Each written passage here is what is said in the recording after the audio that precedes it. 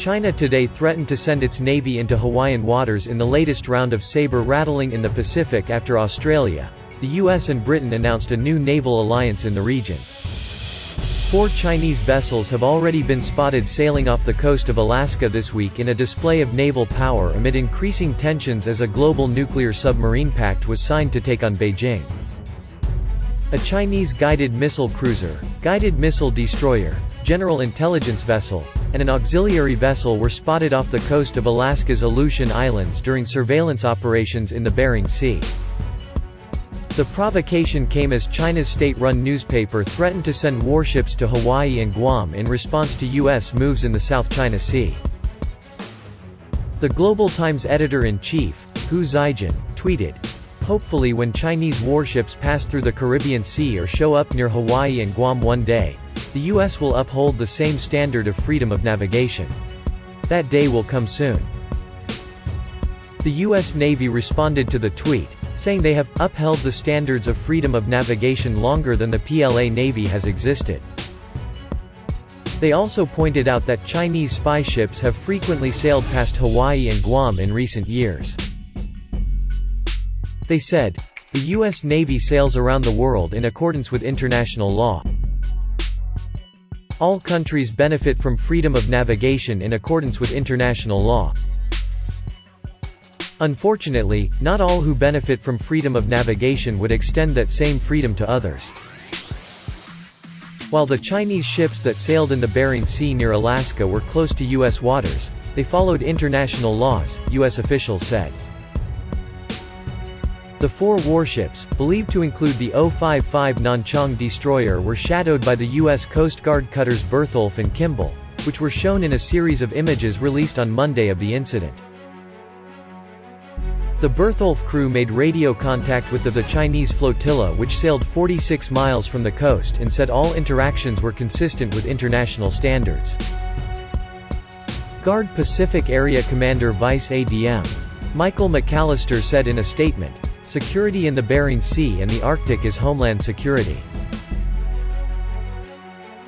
The U.S. Coast Guard is continuously present in this important region to uphold American interests and protect U.S. economic prosperity."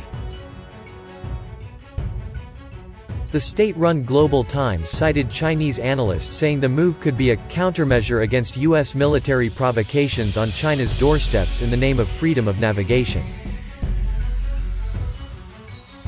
The escalating tensions come amid a war of words over a new nuclear submarine pact between the UK, US and Australia aimed at combating China, with Beijing denouncing their Cold War mentality.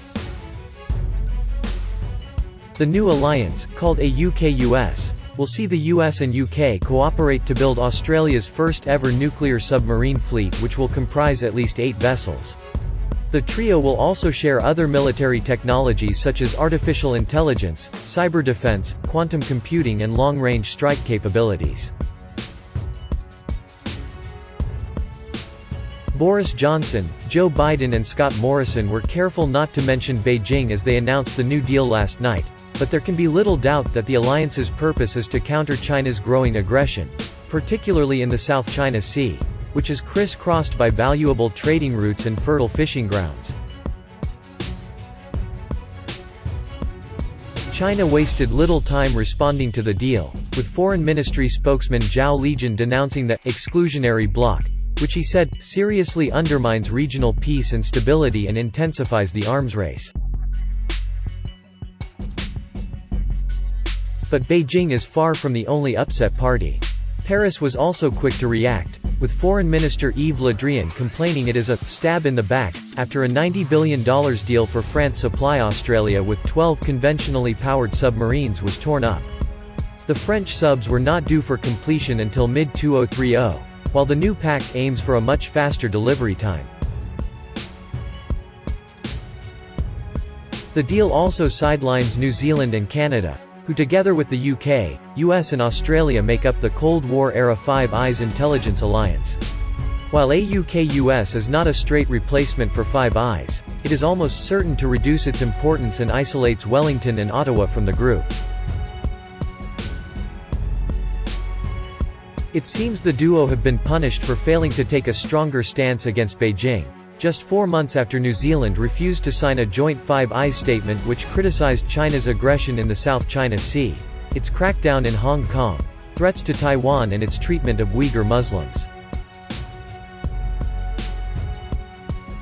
Jacinda Ardern, New Zealand's left-wing PM, has since admitted that she was not even consulted on the new pact, adding that Australia's new subs will be banned from entering New Zealand waters under the country's long-standing, nuclear-free policy.